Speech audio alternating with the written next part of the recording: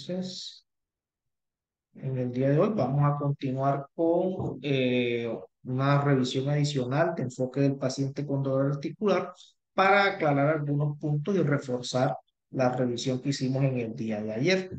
Entonces, tenemos este artículo donde nos plantean que abordemos el paciente con dolor articular mediante una serie de pasos que nos van a permitir tener una aproximación diagnóstica más correcta.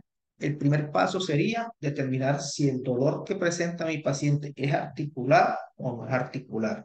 Lo primero que nos recomiendan es que debemos pedirle al paciente que nos identifique él mismo el sitio exacto del dolor, porque muchas veces los pacientes pueden referirse al dolor, a la zona dolorosa en términos coloquiales que no nos permiten a nosotros tener una ubicación anatómica exacta. Entonces, ya viéndolo en nuestra consulta, que él nos identifique, vamos a tener una orientación mejor.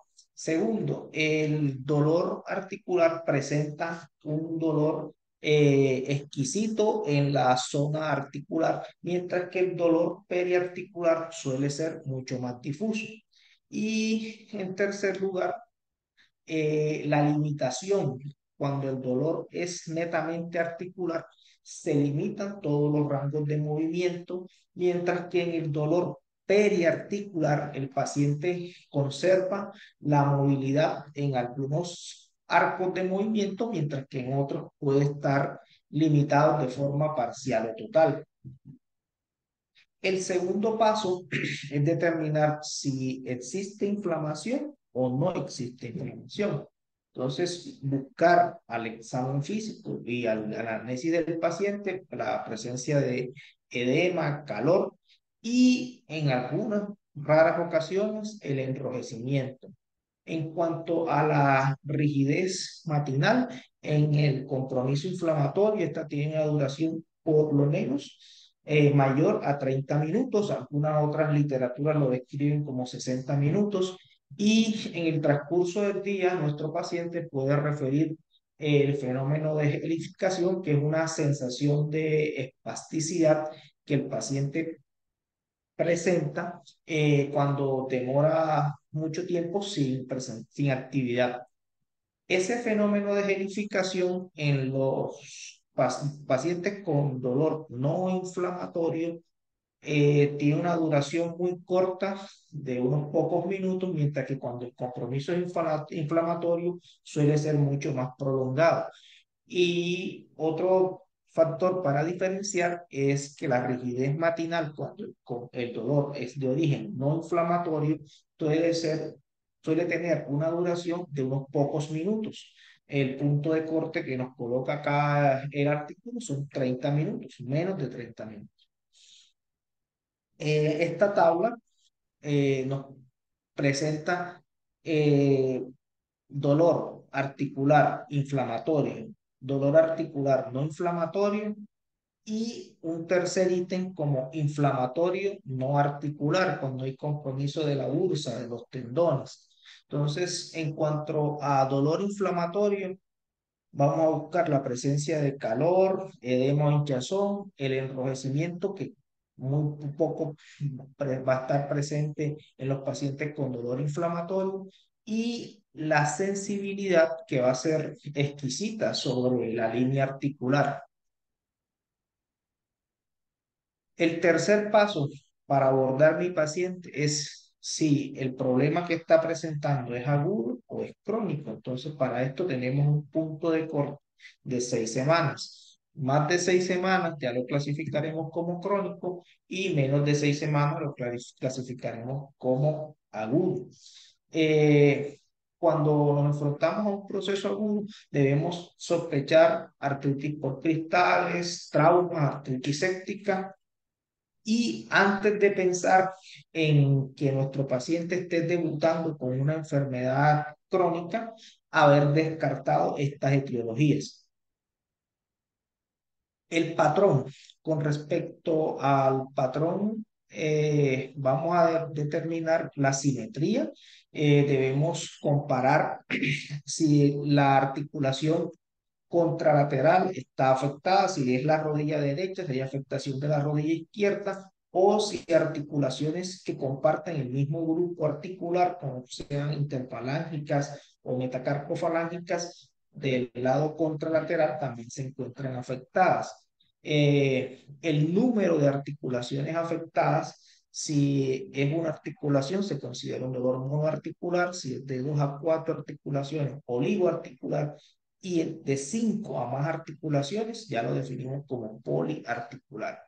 En cuanto al tamaño, al respecto, pues hay algunas variaciones en la literatura. Acá en este artículo ellos consideran articulaciones grandes, 3 grupos: hombros, caderas y rodillas. Y el resto son pequeñas. Ellos colocan dentro de las pequeñas a la muñeca, al tobillo, y las metacarpofalángicas, metatarsofalángicas, Espérate, muñeca no, interfalángicas, carpo, carpo. carpo, sí, señor. Muñeca, la muñeca es con lo que juegan las niñas o los niños, es el juguete. ¿Listo? Ok, sí, profe. Eh, y determinar si hay afectación en el esqueleto axial, definido como compromiso a nivel de la columna torácica, la columna lumbar, articulaciones sacroiliacas, y lo que comentábamos en la revisión de ayer, compromiso de las articulaciones costocondrales. Los síntomas asociados, entonces debemos hacer una revisión por sistemas en nuestro paciente para indagar si hay otras alteraciones que nos puedan sugerir la existencia de alguna otra enfermedad autoinmune. Estos síntomas, cuando están presentes de forma aislada, pues no nos orientan mucho, pero ya cuando hay varios en el mismo paciente sumado al dolor articular, pues nos pueden ayudar a tener una mejor orientación diagnóstica. Si nuestro paciente sugiere ojos o boca seca, pues pensar es un síndrome de Sjögren con compromiso articular, o también está presente en la artritis reumatoide, la presencia de ulceraciones orales o pérdida de cabello, el fenómeno de Raynaud que se asocia con el lupus. Las anomalías en las uñas pueden ser una manifestación de artritis psoriásica, y la presencia de nódulos que pueden estar asociados a la gota, la artritis y la sarcoidosis. Este es un Y algoritmo volvete un de un momentico. artículo. Vámonos para revisión por sistemas. ¿Listo? Listo, profe. Entonces, como te dije ayer, la revisión por sistemas es muy importante, nos va a apoyar mucho para el enfoque diagnóstico. Es muy importante para estos seminarios cuando apenas nos estamos aproximando a reumatología, y es muy importante cuando la gente está haciendo su primera aproximación a reumatología, que lo tengamos muy claro.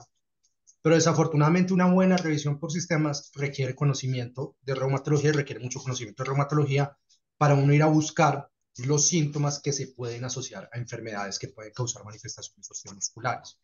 Entonces, mi sugerencia siempre es, en todos, siempre vamos a tener que hacer una revisión por sistemas. Y si vos ves, nosotros en reumatología hacemos la enfermedad actual en todos los ingresos, la enfermedad actual es muy buena y la revisión por sistemas es extensa.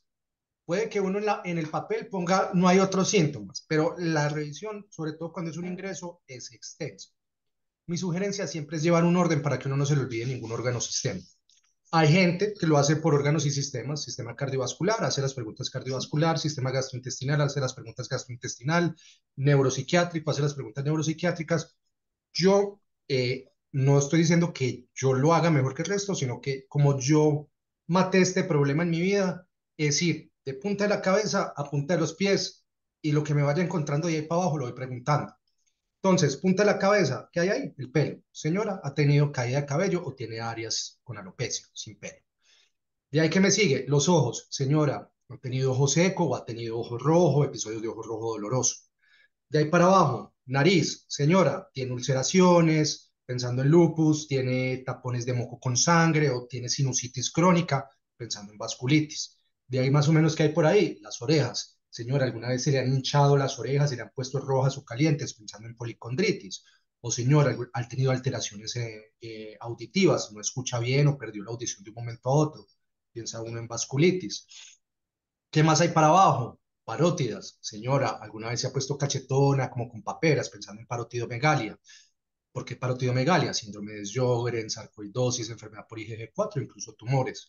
Y ahí que sigue boca, señora, ha tenido úlceras orales, pensando en lupus o pensando en enfermedades propias de las mucosas como pénfigos, que a veces dan las ampollitas y ahí rápidamente dan las úlceras, y la queja de la persona más que de la ampolla es la úlcera.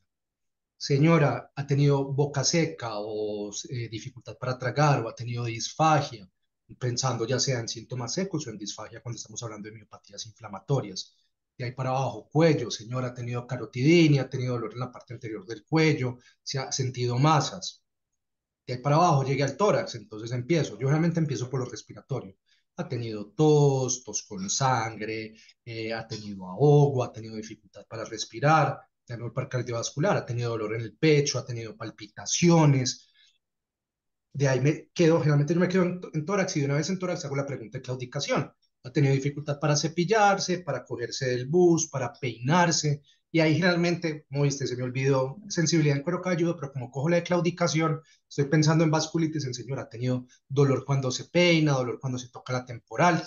De ahí sigo para abajo, barriga. Entonces, todo lo que hay en barriga.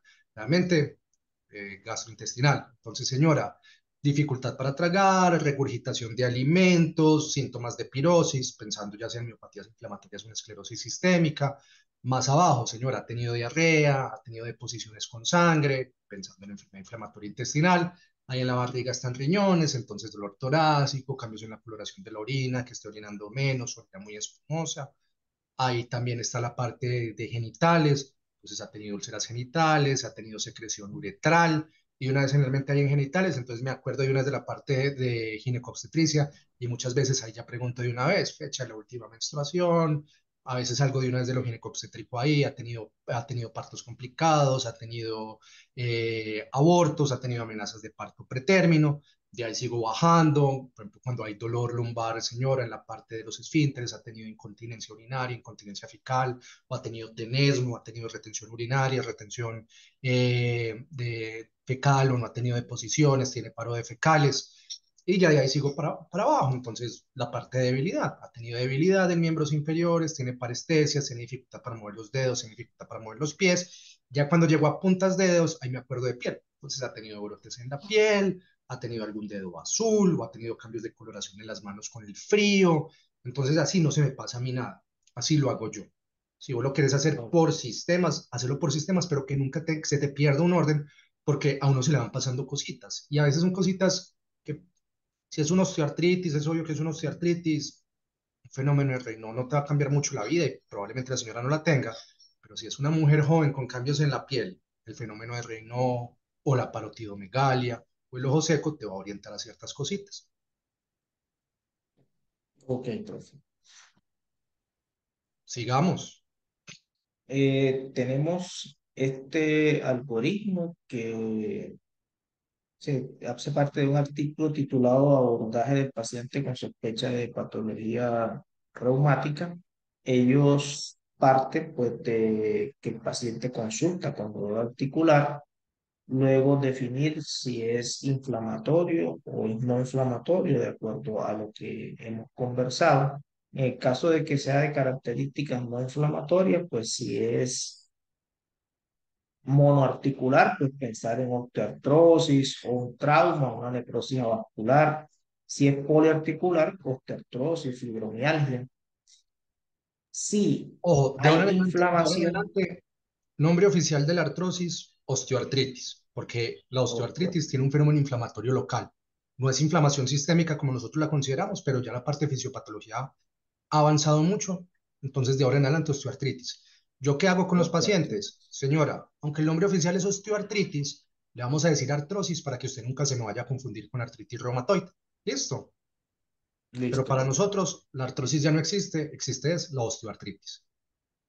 Sí, ahí los artículos en literatura anglosajona, siempre, todos los que he mirado El cambio ha sido en lento, estas el cambio de revisiones, nombre ha sido dicen, lento. Y más con estos artículos de enfoque, a veces intercambian el término común y corriente y a veces hay una dificultad grande porque los artículos para facilitar dividen el mundo entre inflamatorio y no inflamatorio y la gente como que no le queda claro porque la osteoartritis, cuando uno dice artritis hay un fenómeno inflamatorio, la osteoartritis tiene un fenómeno inflamatorio local. Entonces, usualmente cuando estos artículos hablan de inflamatorio o no inflamatorio, lo que quieren decir es que no es inflamatorio sistémico. Porque si uno ve osteoartritis tiene un fenómeno inflamatorio local. Pero cuando ellos te dicen no inflamatorio es porque no es inflamatorio sistémico. No es un lupus eritematoso sistémico, no es una artropatía inflamatoria crónica tipo artritis reumatoide, gota o artropatía por cristales, porque la osteoartritis no te va a dar o no tiene la capacidad de dar un fenómeno sistémico, sino que tiene un fenómeno local nada más de esa articulación.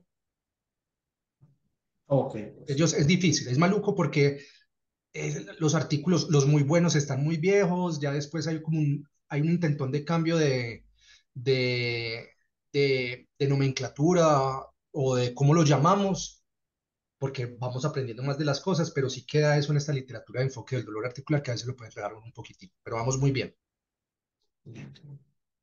entonces, si mi paciente presenta artralgia con características inflamatorias, debo discernir si es un compromiso monoarticular o poliarticular. En el caso de que sea monoarticular, si tiene si es un episodio agudo, debes pensar en infecciones, una artritis séptica, la artropatías por cristales, sarcoidosis o una espondiloartritis seronegativa. Perfecto, Si es lo polimos más ahorita en el seminario de enfoque de dolor articular, monoartritis y poliartritis, pero está muy bien. monoartritis, sí.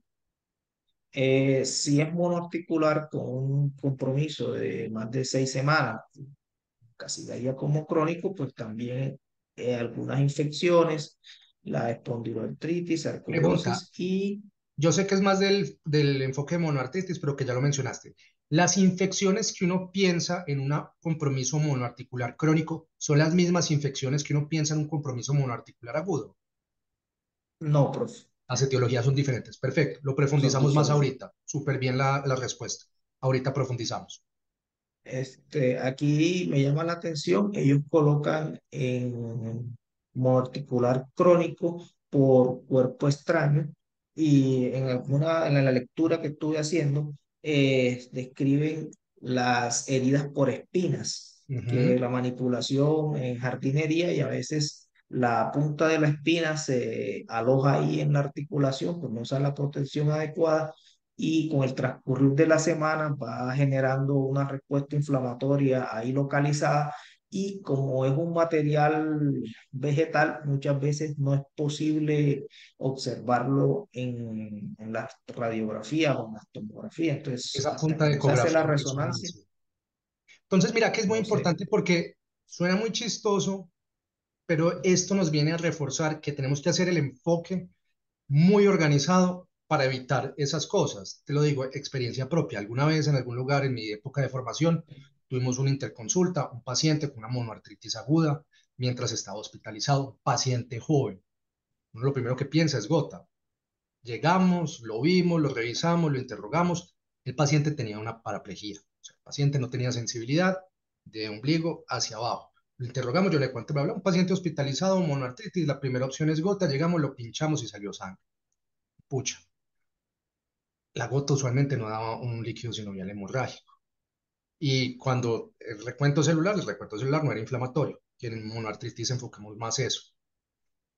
Venga, esto no es usual, lo uno, lo otro, como así que es sangre, pero no inflamatorio. Sangre después entonces pues, nos empeliculamos, hemofilia, pero este tipo no tiene antecedentes de sangrado, ya tiene 30 y pico de años. Volvamos donde el paciente. No nosotros, ya la persona que estaba a cargo de la revista, la persona con experiencia. ¿Usted se ha caído en estos días? ¿Usted se ha golpeado? Sí, doctor, anoche me caí, me golpeé la rodilla, yo me volví a montar solito, no le conté a nadie y ya desde eso se me hinchó. Perfecto, muchachos, trauma. Haga los rayos X. El tipo tenía una fractura de platillos tibiales. Entonces, algo tan sencillo. Terminamos, o sea, el servicio de reumatología no va a decir de dónde terminamos. Puncionando una rodilla, asustándonos porque la punción no nos dio lo que nos iba a dar y ya íbamos a empezar estudios de hemofilia adquirida en un paciente que simplemente se había caído, no le habíamos preguntado por traumas y no habíamos hecho una imagen en un paciente con trauma. Entonces, mira que suena muy bobo, pero un enfoque juicioso de dolor articular y de monoartritis y poliartritis va a permitir que hagamos un enfoque juicioso y evitemos caer en esas cosas. Ya que estás hablando de poliarticular agudo y crónico, ayer había quedado una tarea que es palindrómico, no, palindrómico migratorio y aditivo, me los respondiste. Pero ya acá vienen las respuestas. ¿Cuáles son las artropatías inflamatorias más frecuentes asociadas a patrones palindrómicos? ¿Cuáles son las más frecuentes asociadas a patrones migratorios? ¿Y cuáles son las más frecuentes asociadas a patrones aditivos? Que es lo primero que hay que pensar cuando uno ve esos patrones. En esos articulitos viejitos, ahí están. Son como uno o dos nombrecitos por cada uno de los patrones. Este, en el aditivo, la artritis reumatoide. Perfecto. Entonces, uno empieza y si hay algo con un patrón aditivo, y más si es simétrico de pequeñas articulaciones, pensamos en artritis reumatoide. Las otras artropatías En inflamatorias pueden tener eso, pero cuando usted habla de aditivo, piensa siempre primero artritis reumatoide. Palindrómico, el palindrómico. vos mismo lo dijiste ayer. ¿De dónde sale el nombre? ¿De qué pues, o en qué enfermedad o qué diagnóstico tiene un patrón palindrómico? Las espondiloartropatías. No, el reumatismo No. palindrómico. Ah, sí, sí. O Salen es el reumatismo no sé. palindrómico, es obvio, de ahí viene el nombre, listo. Uno está bien que nos enredemos de vez en cuando.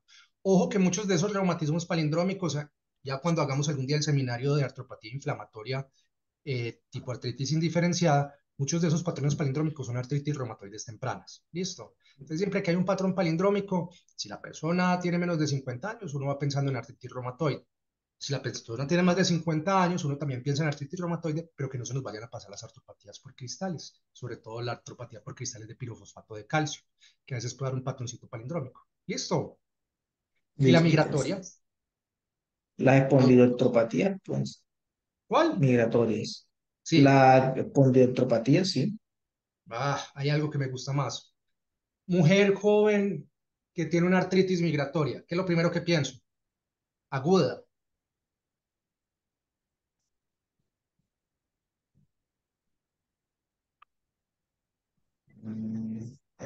Deme otra pista. No, más pistas, no se la doy toda. Mujer joven con poliartritis aguda. Está durante su periodo menstrual. Y adicionalmente tiene unas lesioncitas en piel, como unas pustulitas. Tiene tenosinovitis en una mano. Mujer joven, vida sexual activa. Ahí ya se lo dije todo.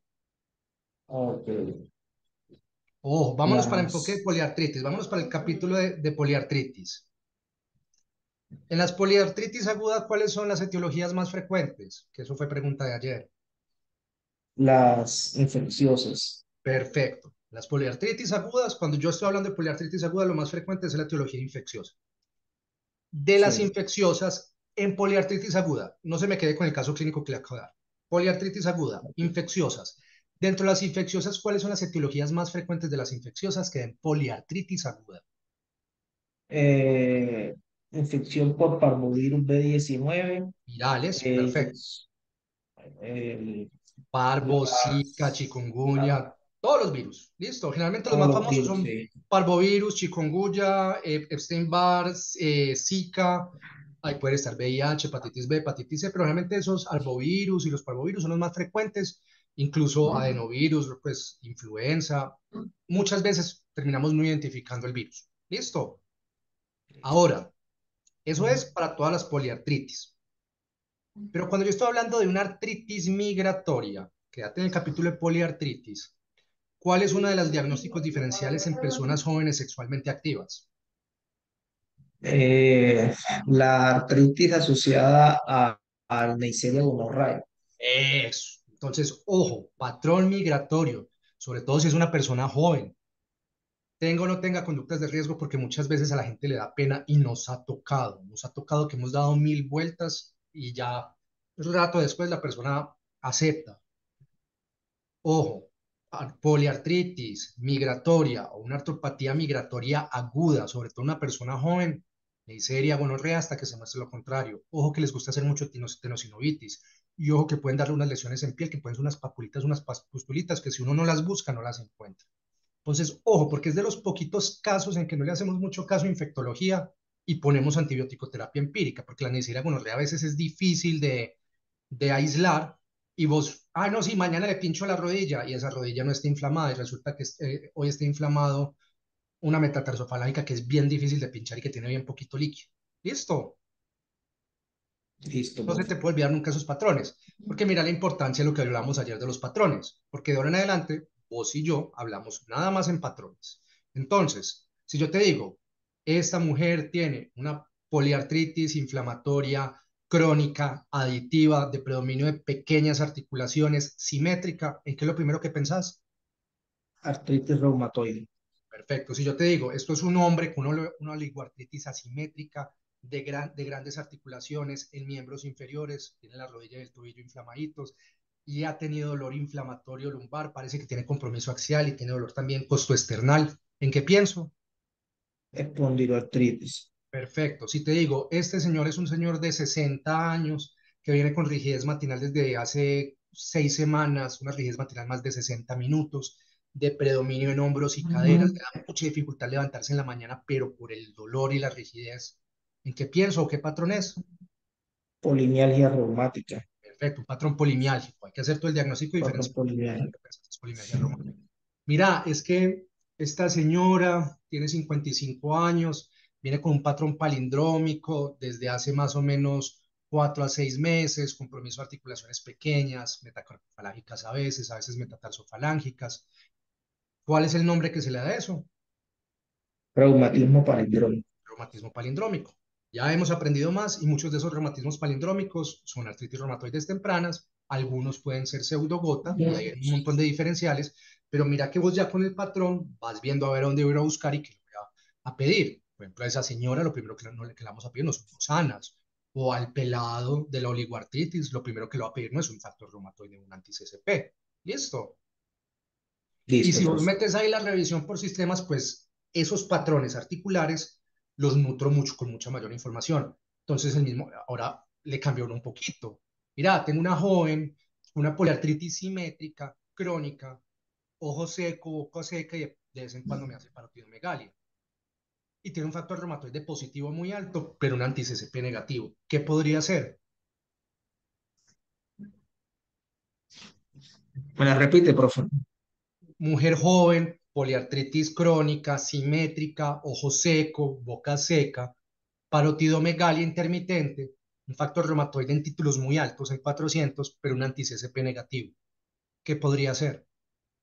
Un síndrome de Sjögren. Eso, entonces mira, tenés una poliartritis con factor reumatoide positivo, pero ya con todo lo demás que te monté, vos lo primero que pensás es síndrome de Sjögren, ya que en la revisión por sistemas, casi que la revisión por sistemas te permitió orientar ese factor reumatoide. Si yo no tuve la revisión por sistemas, lo primero que pensás es AR, así el anti-CCP esté Totalmente. negativo, pero si ya te doy la revisión por sistemas, no espera. Eso parece ser diferente. ¿Listo? Listo, profe. Continuemos.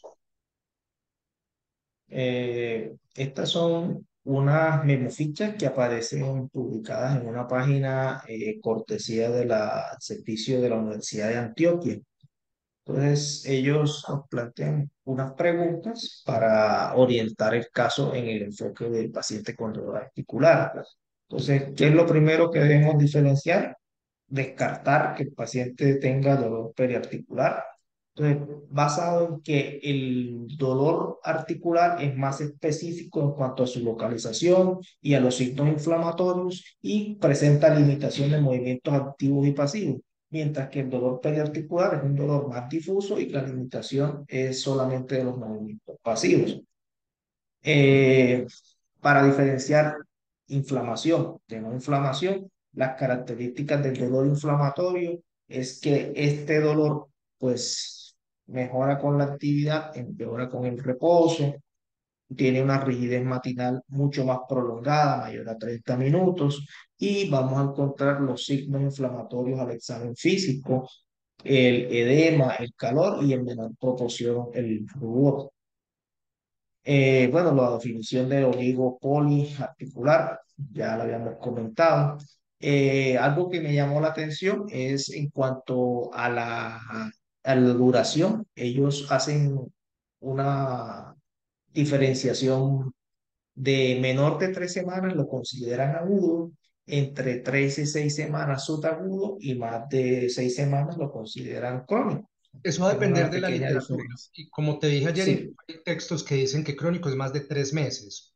Como yo te dije, esto es un juego de probabilidades. Entonces, esto es una escala de grises, no es blanco y negro. es el cuento de la probabilidad. Si yo tengo, en la medida que yo tengo menos semanas de evolución, la probabilidad de que esto sea una poliartritis aguda y que la etiología de esto sea la etiología de poliartritis aguda es mucho más alta que esto sea una etiología de poliartritis crónica. Todas las poliartritis crónicas alguna vez fueron poliartritis aguda, sí. Todas las artritis reumatoide alguna vez llevaron una semana de evolución, sino que es inusual que como reumatólogo nos llegue de una a la poliartritis aguda, a no ser que el paciente esté con mucha cosa, un lupus con poliartritis, nefritis lúpica, brotes en la piel, miocarditis, pues esa persona si debuta muy rápido, rápidamente ingresa a hospitalización.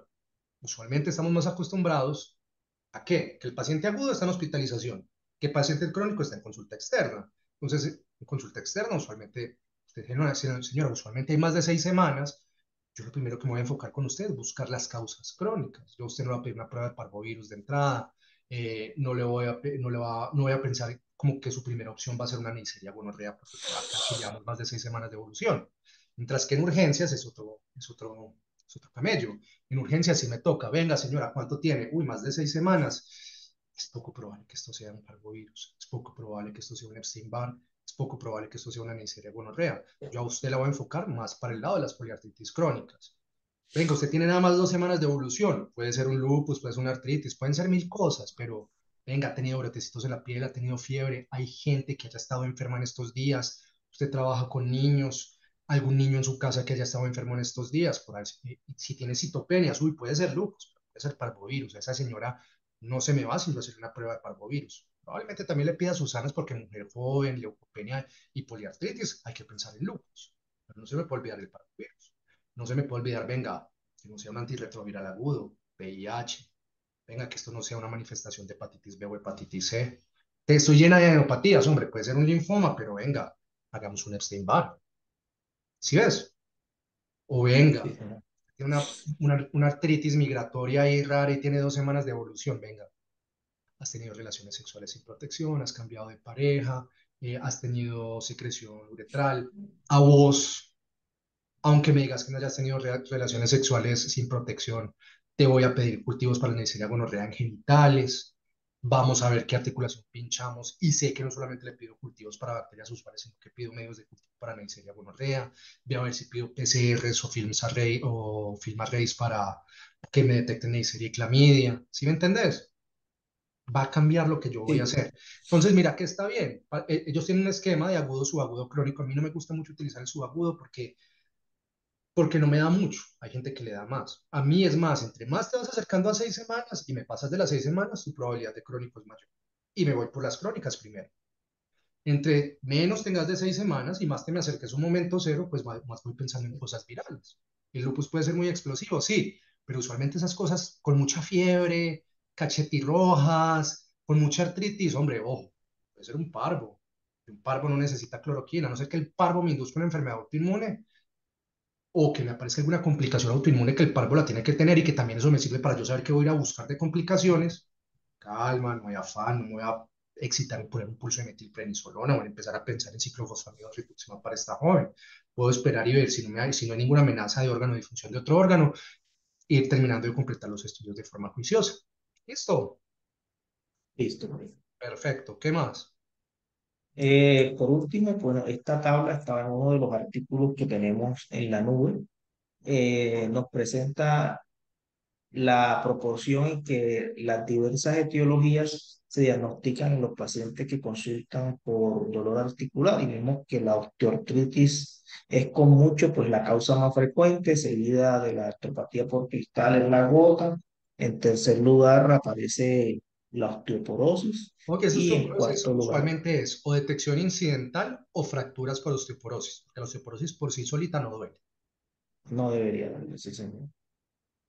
Cuarto lugar la artritis y quinto lugar las polimialgias. Perfecto, entonces mira la frecuencia. ¿Listo? Porque nosotros estamos muy acostumbrados a que como reumatólogos nos criamos en programas de autoinmunidad y en hospitales de alta complejidad.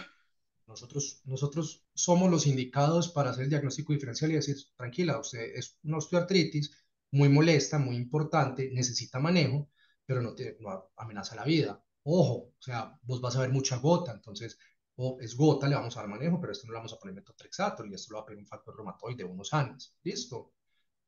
Entonces, ojo, porque también la obligación de nosotros es enseñarle a la gente que tenemos que hacer un muy buen enfoque de dolor articular porque esto nos va a permitir a nosotros partir los de la tabla, los del lado izquierdo de la tabla, los del lado derecho de la tabla, que tienen enfoques, diagnósticos y manejos muy diferentes. Sí, pues. Bueno, esta era la tarea que teníamos de artritis psoriásica, que ya también Listo, entonces ahí nos faltan comentaba. los porcentajes. Los porcentajes que harán. Carlos, muy buen seminario. Listo, yo sé, o sea, yo sé que uno se asusta cuando lo ponen a uno a leer artículos que tienen casi 30 años, pero es que definitivamente hasta el momento, aunque hay unas iniciativas muy bacanas como la que hablamos ayer de Fernández, son iniciativas que requieren que uno tenga estos cimientos para pasar a disfrutar esas iniciativas y sacarles todo el jugo posible. Lo hiciste muy bien, te queda claro, ¿tienes alguna duda? No, pues fue muy buena, pues el refuerzo que hicimos, pues era Perfecto. lo correcto. Ojo, porque esto es el 80% del trabajo que nosotros hacemos como reumatólogos, hacer un buen enfoque, un buen diagnóstico. Esto puede fallar, hay casos atípicos, hay presentaciones atípicas, las enfermedades cuando están muy tempranas se salen de lo clásico, pero con esto uno ya lleva muy adelante las cosas para que no se le vayan a pasar a uno detallitos que lo ayuden a uno a enfocar de forma adecuada. Hay pacientes que uno no sabe ni con qué cogerlos y no sabe por dónde empezar, pero incluso a veces a esos pacientes que son muy complejos, con esto uno más o menos va guiando para no pedir cosas sin necesidad. Y el cuento de no pedir cosas sin necesidad es que uno muchas veces dice es que el paciente no lo necesita, ¿para qué lo va a pedir? Pero el sistema de salud eso le vale, al paciente le vale, o sea, el gasto en salud del paciente también, también en pesos y en tiempo. ¿Listo?